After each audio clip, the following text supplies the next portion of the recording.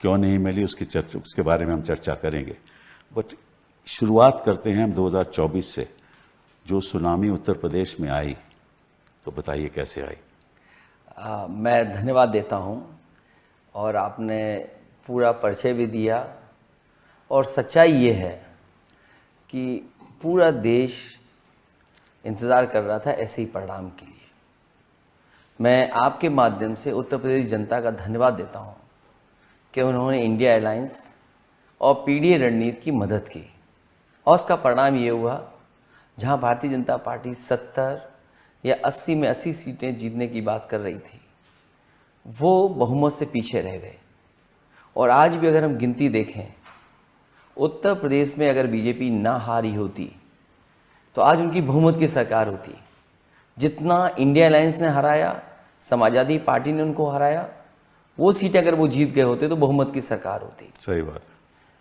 तो उत्तर प्रदेश की जनता ने उन्हें रोका, और जो जनता चाहती थी वही मुद्दे उठाए। जो कॉन्स्टिट्यूंसी जिस प्रत्याशी को चाहती थी, हमारी कोशिश रही पार्टी के उसी तरह का प्रत्याशी उतारें। और परिणाम ये हुआ कि अगर हम वोट की गिनती के हिसाब से देखें तो जो प्रधानमंत्री जी 4 लाख 5 लाख के लगभग जीते थे, और उनके कार्यकर्ता इस चुनाव में कह रहे थे कि 10 लाख वोट से जीतेंगे। जीते ज़रूर हैं वो, लेकिन वोट से वो हारे हैं। इस तरह और भी उनके जो साथी थे, कई लोग, वो चुनाव नहीं जीत पाए, हार गए। देखिए, मैं समझता हूं कि जो आपका योगदान इसमें रहा वो बहुत ही महत्वपूर्ण था। इसलिए मैं कह रहा हूं कि मैं देख रहा था आपने टिकटें किस किस को दी। आपने अपने यादवों को केवल 5 को टिकट दी, आपने 32 ओबीसीज को टिकट दी, आपने 16 दलित्स को दी, आपने 10 अपर कास्ट को दी, आपने 4 अल्पसंख्यक मुसलमानों को दी। ये रणनीति आपने बनाई और इसका परिणाम हमने देखा। ये आपको कैसे सुलझा? होता यूँ था कि भारतीय जनता पार्टी और उनके सहयोगी लोग हमेशा समाजवादी पार्टी पे ये आरोप लगाते थे कि उनके पास ये MY है, इसके अलावा उन पर कोई वोट नहीं है। तो आपने पीडीए कर दिया। तो इसलिए, क्योंकि उन MY को हराना था मुझे, उनके पास भी MY है, मोदी और योगी। तो जब उनके MY को हराना था तो मुझे अपनी रणनीति बदलनी थी। इसलिए पीडीए, जो बड़ी आबादी है, 90% लोग हैं, उनकी आवाज़ बन करके वो गठबंधन बनाया। उस पर लगातार हम लोगों ने काम किया, संविधान की बात की, आरक्षण छीनने की बात कही, और जिस तरह उनके साथ भेदभाव हो रहा है कानूनी तरीके से सरकार के प्रशासन से, उन बातों को उठाया। उसका परिणाम हुआ कि बड़ी संख्या में वो आबादी हमारे साथ जुड़ गई, और उसी ने भारतीय जनता पार्टी का मुकाबला किया। जो सपने देख रहे थे 80 में 80 सीटों का, वो उत्तर प्रदेश की वजह से बहुमत में नहीं आ पाए। मतलब कि एक तो होता है कि जनता के पास जाकर भाषण देना, दूसरी होती है जो रणनीति आप बूथ पे बनाते हैं।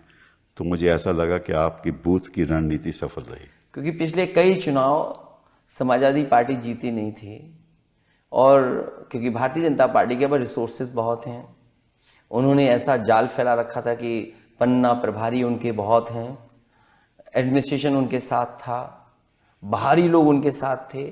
उनका जो सहयोगी दल है, एक सहयोगी परिवार है, वो लगातार ज़मीन पर भड़काने की बात, नफरत फैलाने की बात कर रहे थे।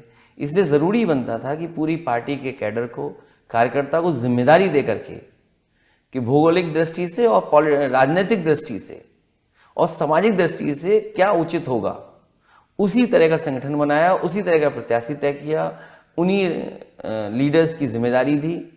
उसका परिणाम हुआ कि इस बड़ी पार्टी से मुकाबला कर पाए। इसमें कोई इसका भी योगदान था कि जो योगी जी हैं वो आजकल मैंने सुना है कि थोड़ी दुविधा में हैं, और बैकवर्ड कम्युनिटी उनके संग नहीं है, और ये जो केशव मौर्य ये जो चल रहा है, इसमें कितना सच है? बीजेपी के लोग बोलते तो ज़रूर हैं कि सबका साथ सबका विकास, लेकिन उनके फैसलों में ये सबका साथ सबका विकास नहीं दिखाई देता है। और ये लड़ाई केवल 2 लीडर्स की, यूपी की नहीं है। सच्चाई तो ये है, लड़ाई दिल्ली और लखनऊ की है। अच्छा, वो तो मोहरा बने हुए हैं। जो एक नेता हैं, योगी जी को हटाना चाहते हैं, वो केवल मात्र मोहरा है। लड़ाई तो दिल्ली और लखनऊ की है। आपने कहा ना कि 100 लाओ और सरकार बनाओ। तो इधर बाजार में चीजें देखते हैं कि समय समय ऑफर आता है, तो मैंने कहा पॉलिटिकल ऑफर भी दिया जाए उनको और कहा जाए कि हमारे पास तो हैं संख्या, अगर वो 100 ले आए तो मुख्यमंत्री बन सकते हैं, बहुमत के पास पहुंच सकते हैं। तो इसका मैं समझता हूँ कि योगी जी को भी बहुत नुकसान होगा, और जो उथल पुथल जो उत्तर प्रदेश की राजनीति में होगा उसमें फायदा आपको होगा अगली बार असेंबली में। इन्हें अपने जो कार्यकाल किया है और क्या फैसले जनता के लिए, उसका असर पड़ेगा ही पड़ेगा। और ये जो दूरियां बन रही हैं आपस में उनके, और दूरियों की वजह से जो जनता की काम नहीं हो रहे हैं, ये कोई कुर्सी बचाने के लिए आज का जो फैसला, हाल में जो फैसला आया लिया सरकार ने कि जो मुस्लिम लोग हैं वो अपनी तख्ती लगा लें, वो इसलिए लगाया उन्होंने क्योंकि वो अपनी कुर्सी बचाना चाहते हैं। वो कुर्सी बचाने के लिए उन्होंने ये फैसला लिया।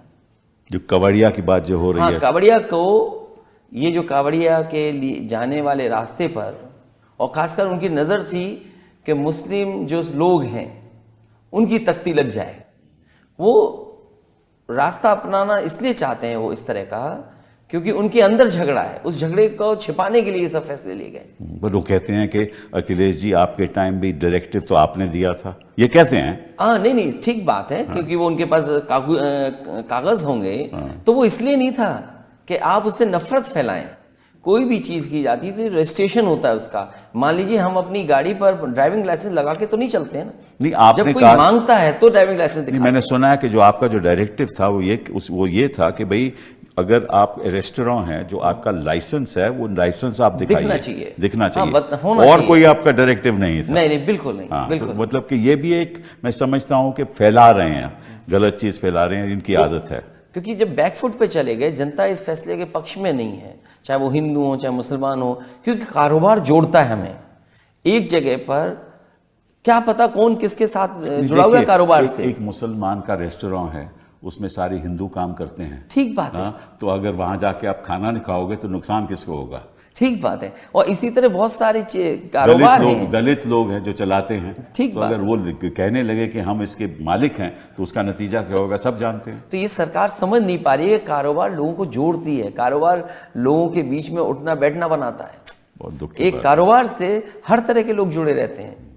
ये केवल कुर्सी, वोट, नफरत, इसलिए ये फैसला ले रहे हैं। पर नफरत तो ये पिछले 10 साल से चला रहे हैं, अब तो इनको पता चलना चाहिए कि नफरत की बात अब जनता मान नहीं रही। जनता समझ गई है कि ये तो भाषणों की सरकार है, ये काम करने वाले तो है ही नहीं।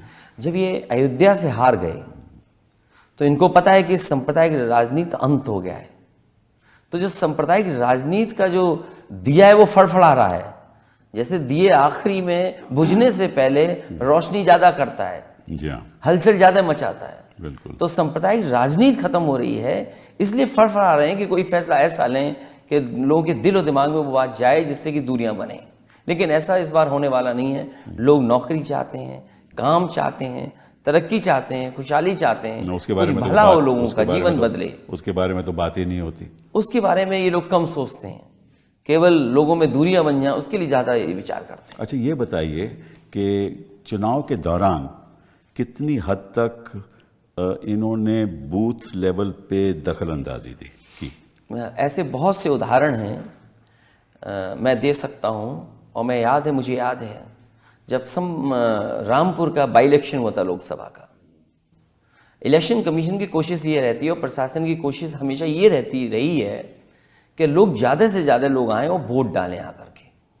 उत्तर प्रदेश में पहली बार देखा है कि शासन, प्रशासन और इलेक्शन कमीशन भी इस कोशिश में था कि लोग वोट डालने ना आए। और ये तरीका इन्होंने वहाँ अपनाया जहाँ वो जीत नहीं सकते थे या उनको लगता था कि वो हारने वाले हैं। संभल में किया इन्होंने, और कॉन्स्टिट्यूंसीज में किया, हमारी कॉन्स्टिट्यूंसी में किया। कन्नौज में भारतीय जनता पार्टी के जो नेता थे वो जा करके बूथ पर समाजवादी पार्टी के जो एजेंट्स थे उनको डरा धमका रहे थे और अपने लोगों को उत्साह पैदा कर रहे थे। तो मशीन से सुना है बटन भी दबाते हैं जब उनको कई जगह गए। और मैंने तो एक वीडियो डाला था जिसमें हालांकि इलेक्शन कमीशन ने कार्रवाई की, जो प्रिसाइडिंग ऑफिसर या जो उस पोलिंग बूथ पे जितने भी कर्मचारी थे वो सस्पेंड किए गए, कार्रवाई हुई उनके ऊपर। क्योंकि एक बीजेपी के नेता ने वहां पर उनके बच्चे ने वोट ही नहीं डाले, बल्कि उसका वीडियो बनाकर, रील्स बनाकर के सोशल मीडिया पे डाला। तो वो 8 वोट डाले एक व्यक्ति ने। तो तो ऐसे तो और जगह भी किया होगा इन्होंने। तो मैं जब कन्नौज में चुनाव देख रहा था तो मैंने देखा कि भारतीय जनता पार्टी के लोग बूथ पे जाकर डिस्टर्ब कर रहे हैं, तो मजबूरी में मुझे निकलना पड़ा। तो तब जाकर के प्रशासन ने थोड़ी सख्ती तो की। इसका मतलब ये जो 240 भी इनके आए हैं, असलियत तो थोड़ी। बहुत सी जगह हैं, फर्रुखाबाद का इलेक्शन है, इतनी लाठी चली वहाँ और इतना दबाव बनाया प्रशासन ने। सुनने में आ रहा है कि वहाँ के जो जिलाधिकारी हैं उनके पास दिल्ली से और लखनऊ से फ़ोन गया और उसका परिणाम बदल दिया।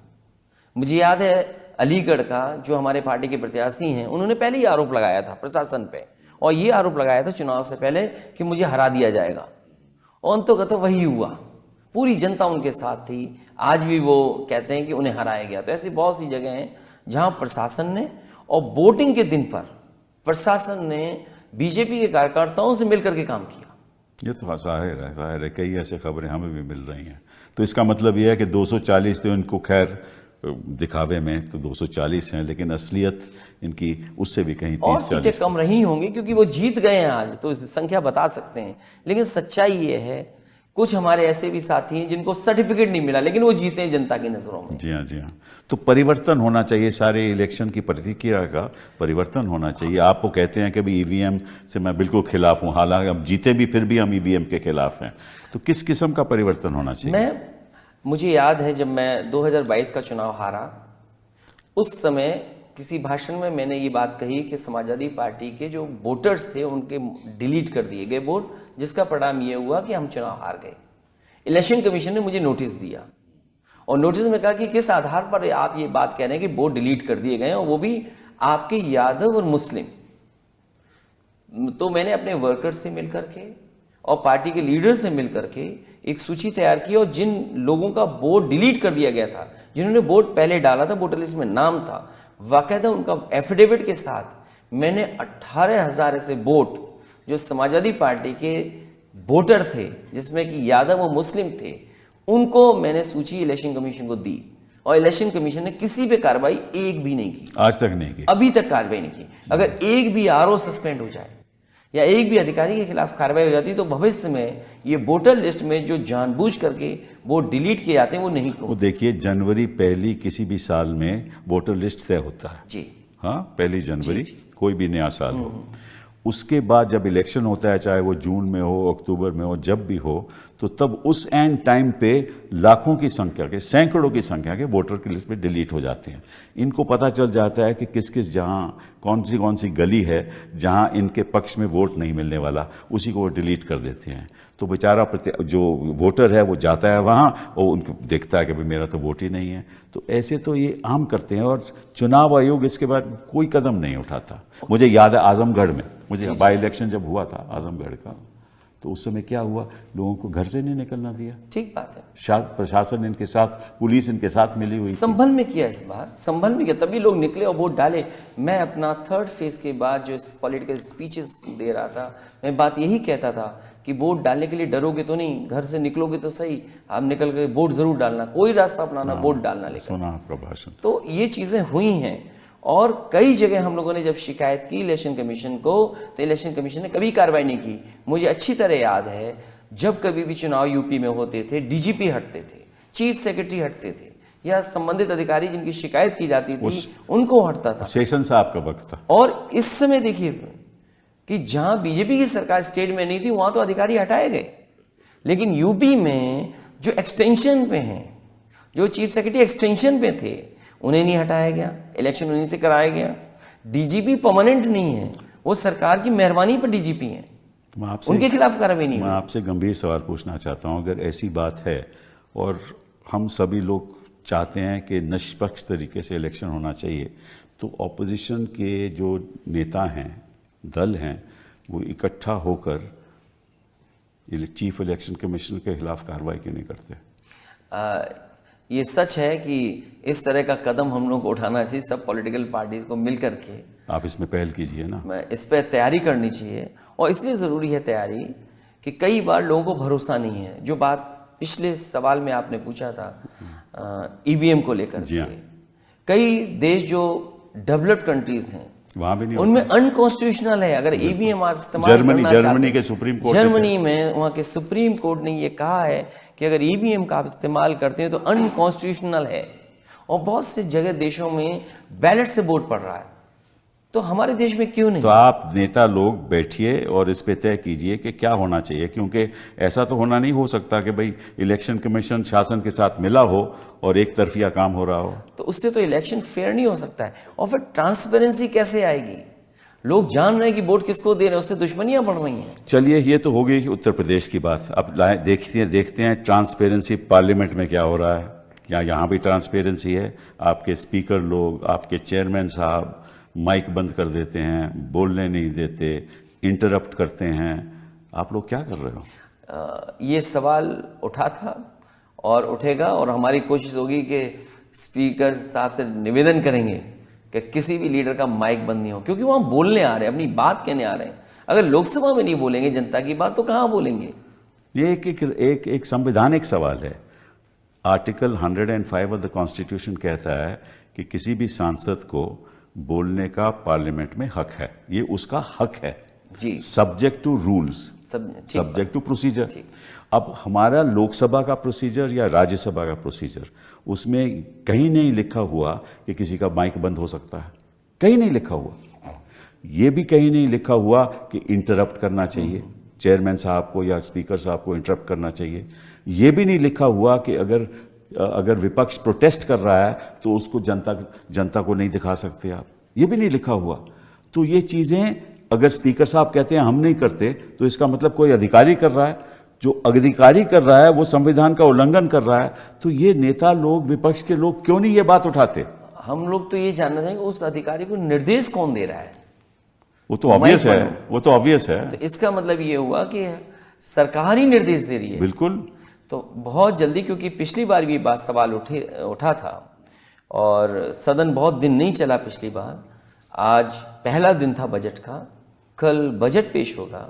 ये बात अगर आएगी तो हम सब मिल करके आवाज़ उठाएंगे कि किसी भी सांसद का माइक बंद नहीं हो। हम यहाँ बोलने आते हैं, हमारा अधिकार बनता है कि हम अपनी बात कहें। मैं आपको सुझाव दूंगा, अगर आप आवाज़ उठाएंगे तो मुझे मालूम है उसका निर्णय क्या होगा। और अगर वही निर्णय होगा जो मैं समझता हूं, तो निश्चित रूप से आपको पार्लियामेंट में सुप्रीम कोर्ट जाना चाहिए, क्योंकि ये आपका संवैधानिक हक है। देखिए, आपको याद होगा कि एक ऐसा वक्त होता था जब दूरदर्शन केवल क्रिकेट मैच दिखा सकता था, कोई और दिखा नहीं सकता था। फिर 1990-91 में मुझे याद है एक फैसला आया सुप्रीम कोर्ट का कि आम जनता का हक है देखने का क्रिकेट मैच को। ये part of freedom of expression है, ठीक है ना? तो जो भी कार्रवाई पार्लियामेंट में हो रही है, that is part of freedom of expression of the people of this country. ठीक बात। जनता का, उनका ये राइट है and part of their freedom, because they want to know कि भाई पार्लियामेंट में क्या हो रहा है। तो उस राइट का उल्लंघन हो रहा है अगर आपका माइक बंद हो जाए या आपको दिखाया ना जाए। ठीक, इस पे हम पॉलिटिकल पार्टी के लीडर्स बातचीत करेंगे। अगर इतना आगे कदम बढ़ाना पड़ेगा तो उसके लिए भी हम लोग बढ़ेंगे। बहुत बढ़िया बात है, ये बहुत ही अहम बात है कि ज़रूरी भी है। और ख़ास तौर पे क्योंकि इस स्तर पे पहुंच गई है राजनीति, इतना तनाव हो गया है देश में कि केवल करवाहट के, केवल एक दूसरे पे आरोप लगाना, देश की जनता के सामने जो चुनौतियां हैं, जो चुनौती किसानों की चुनौती है, बेरोजगारी की चुनौती है, इस पे तो कोई ध्यान ही नहीं दे रहा। और जिस तरह से नीट में हो रहा है, मैंने तो हमारी पहली बार इतिहास में ऐसा हुआ है। और नीट के बारे में सुप्रीम कोर्ट रोज के रोज, सुप्रीम कोर्ट बेचारी क्या कर सकती है? सुप्रीम कोर्ट को तो इतना ये तो यही कदम उठाएंगे ना ठीक करने के लिए, लेकिन हर न्यूज़ पे हर पेपर का लीक हो रहा है। तो इसमें भी विपक्ष क्या करने वाला है? नहीं, हम लोगों ने तो कहा सदन में आज कि नीट का, केवल नीट का रिकॉर्ड नहीं है जो रिकॉर्ड बनाया इन्होंने, ये पेपर लीक का रिकॉर्ड बना रहे हैं सरकार के लोग। कोई रिकॉर्ड बनाए या ना बनाए, पेपर लीक सबसे ज़्यादा है। और नीट इसलिए हुआ है कि कहीं ना कहीं इनके अपने लोग उसमें शामिल हैं।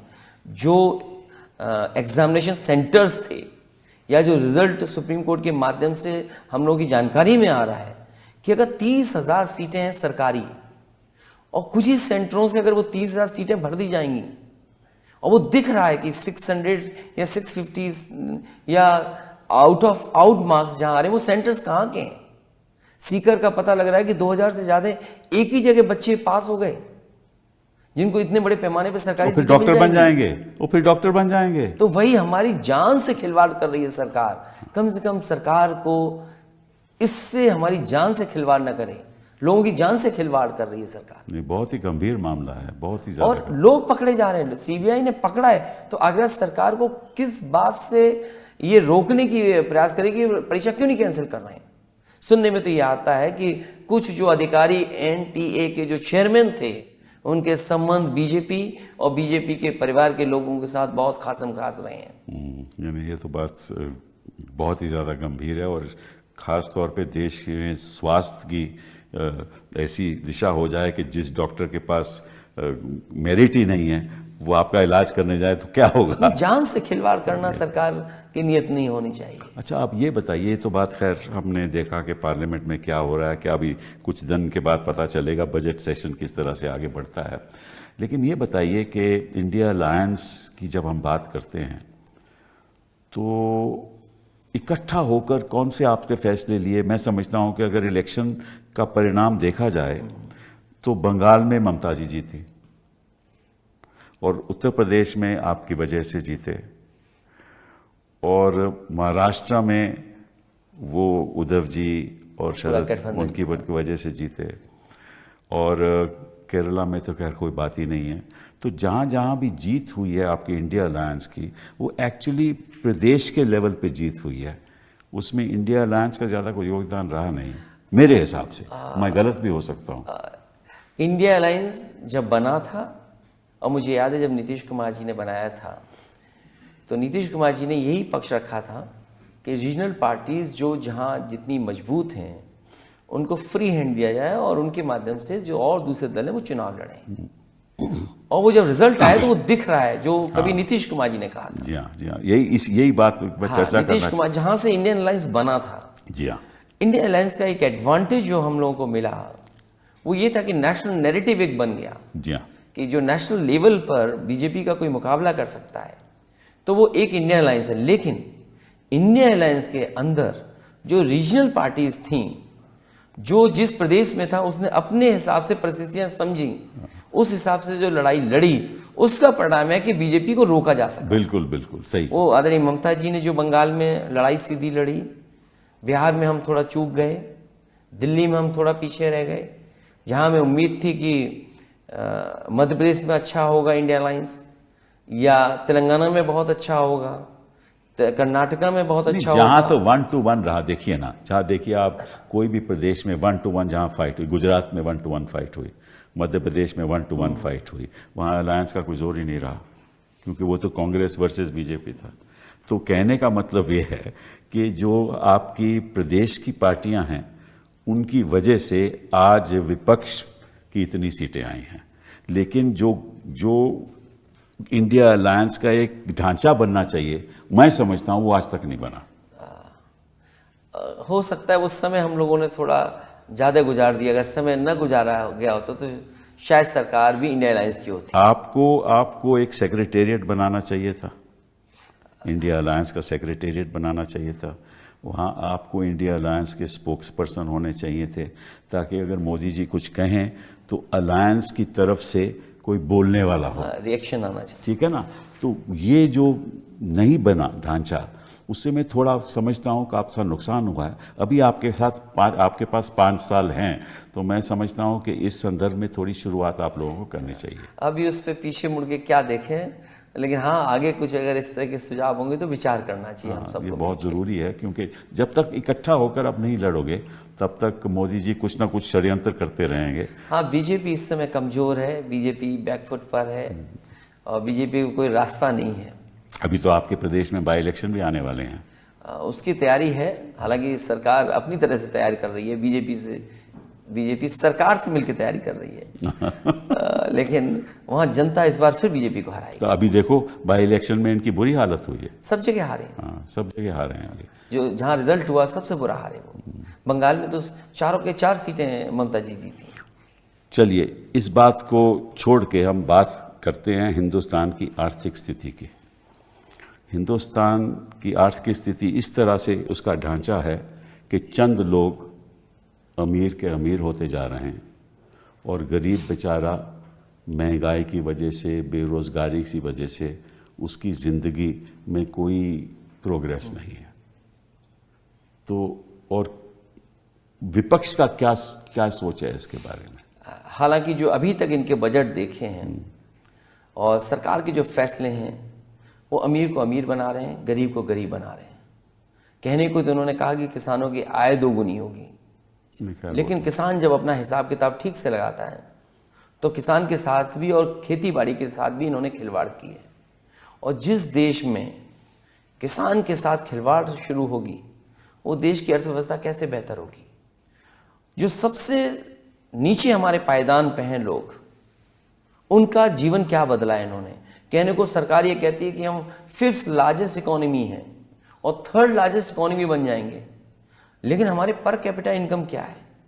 और अगर हम पर कैपिटा इनकम देश की मान लें जो है हमारे लोगों की, ब्रिक्स कंट्रीज में से लास्ट हैं हम, अगर हम लास्ट हैं तब भी है, तो फिर हम राशन देकर के कैसे हम लोगों को जीवन यापन करने दे रहे हैं? सही बात है, सही बात। तो आपकी एक तरफ पर कैपिटा इनकम है, दूसरी तरफ आप कहते हैं हम इतने लोगों को राशन दे रहे हैं, उनका जीवन चलवा रहे हैं। $2000 है भाई तो साहब। आप कंफ्यूज हैं कि आप अर्थव्यवस्था के साथ क्या चाहते हैं।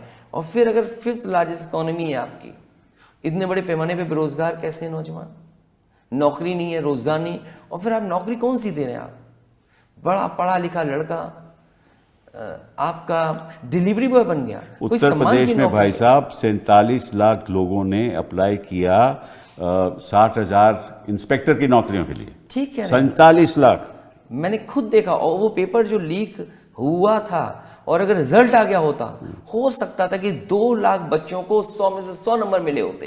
तो ये सरकार नौकरी कहां से देती। सही बात। तो अगर आपके इतने बच्चों ने पेपर लिखा, पेपर लीक हुआ और 2 लाख बच्चों को 100 नंबर आ गए होते, तो परीक्षा कहां देते। इसलिए उन्होंने उस परीक्षा को रद्द किया। और अभी हाल में ही एयर इंडिया की जो नौकरी निकली मुंबई में, हाँ वो तो देखो 26 26 भगदड़, हाँ भगदड़, जिसमें 800 लोडर की नौकरी थी। सही बात है। तो अगर हम 5th लार्जेस्ट इकोनॉमी की बात कर रहे हैं, मेक इन इंडिया की बात कर रहे हैं, डिजिटल इंडिया की बात कर रहे हैं, स्मार्ट सिटी बनाने की बात कर रहे हैं, किसानों की आय दोगुनी की बात कर रहे हैं, हम इन्वेस्टमेंट की बात कर रहे हैं, हम G20 में इन्वेस्टमेंट और दुनिया में दिखाने की कोशिश कर रहे थे कि हम ये तरक्की की है, तो वो है कहाँ, जमीन पे तो नहीं दिखता है। नहीं, सभी चीज तो आसमान पे हो रही है ना, भाषण भी आसमानी है, सब कुछ खोखला है इनका। और अगर $5 ट्रिलियन की इकोनॉमी बनाना चाहते हैं दिल्ली वाले, तो यूपी वाले हमारे कहाँ पीछे हैं, क्योंकि प्रधानमंत्री वहीं से चुन करके आते हैं। वो कहते हैं कि हम $1 ट्रिलियन की इकोनॉमी बनाएंगे। जो इकोनॉमी 25 लाख करोड़ की अभी बनी है और उन्हें 80 लाख करोड़ तक पहुंचाना है, तो कैसे पहुंचाएंगे। क्या दिल्ली की सरकार मदद कर रही है। और मैंने भी कुछ दिन पहले हाउस में प्रधानमंत्री जी ने जो गांव गोद लिए थे उनके बारे में मैंने कहा कि अगर प्रधानमंत्री जी के लिए हुए गोद गांव की तस्वीर अगर नहीं बदली है, तो देश के गांव की किस गांव की तस्वीर बदली होगी। बट बिजनेसमैन जिनको इन्होंने गोद लिया उनकी तो तस्वीर बदल गई। लेकिन ये सरकार ऐसी भी है, कब किसको गोद में लेगी, कब किसको अनाथ छोड़ देगी। सही बात। तो बहुत जल्दी अनाथ भी छोड़ देती है सरकार। ये बात तो सही है, ये बात तो सही है। तो गांव की जो अर्थव्यवस्था है वो बेहतर नहीं की, स्मार्ट सिटी का सपना दिखाया। अच्छे दिन तो भूल गए। अच्छे दिन तो आने ही नहीं है। हाँ, लेकिन ये लोग चले जाएंगे तो अच्छे दिन तो नहीं आएंगे, खुशियों के दिन तो आएंगे। हाँ, खुशी। नमामि गंगा, गंगा को साफ करना। अभी लखनऊ में एक नाले पर रिवर फ्रंट बनाना चाहती है सरकार। दुनिया में नाले पर रिवर फ्रंट कभी नहीं बना होगा। कुकरेल नाला है। ये तो हर चीज यूनिक। नाले में से पहले कुकिंग भी करते थे, आपको याद होगा ना, वहां पर नाले से तो कुछ भी हो सकता है। क्या आप बता रहे हैं, किस रास्ते पे जा रहे हैं। जिस देश को इंफ्रास्ट्रक्चर चाहिए, महंगाई कम होनी चाहिए, नौकरी निकले, किसान का भला हो, वहाँ दूसरी दिशा में ले जा रहे हैं। देश की राजनीति को बदलना होगा और आप लोगों को सब एकजुट होकर इस पे बहुत संघर्ष करना होगा। और देश की आम जनता आपके साथ है। आपको शुभकामनाएं। हम भी आप लोगों के साथ हैं कि हम भी चाहते हैं कि देश उज्जवल हो और गरीब आदमी को शिक्षा मिले, सम्मान मिले और स्वास्थ्य की उसकी समस्या हो, वो मैं इतनी महंगी ना हो। जब तक ये नहीं होगा तब तक देश आगे बढ़ नहीं सकता। मैं धन्यवाद देता हूं कि आपने बुलाया। बहुत बहुत और सच है यही कि पढ़ाई सस्ती हो, इलाज सस्ता हो, किसान को लाभ मिले तो शायद हमारा देश और आगे बढ़ेगा। हम मिलके कुछ करेंगे ऐसा ही। थैंक यू, बहुत बहुत धन्यवाद। Thank you.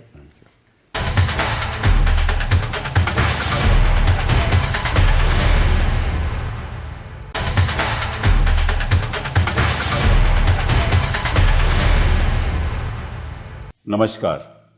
दिल से के इस एपिसोड में आज हम ऐसे प्रदेश की बात करेंगे, अगर वो प्रदेश को दुनिया के अगर देशों के जनसंख्या के हिसाब से देखा जाए तो 5वें नंबर पे पड़ेगा, और उस प्रदेश की राजनीति हिंदुस्तान की राजनीति तय करती है। और 2024 की इलेक्शन में जो सुनामी उस प्रदेश में आई, उसकी वजह से मोदी जी थोड़े धीमे पड़ गए। और ऐसे शख्स के साथ हम बात करेंगे जो मैं समझता हूं कि इस देश का युवा नेता, जो आगे वाले वर्षों में, सालों में हिंदुस्तान का भविष्य तय करेगा।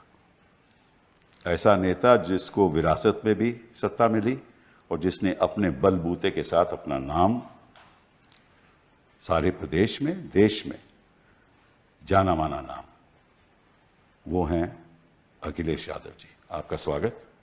बहुत धन्यवाद आपका। मैं जब 1973 में सुप्रीम कोर्ट में आया तब आपकी पैदाइश हुई थी,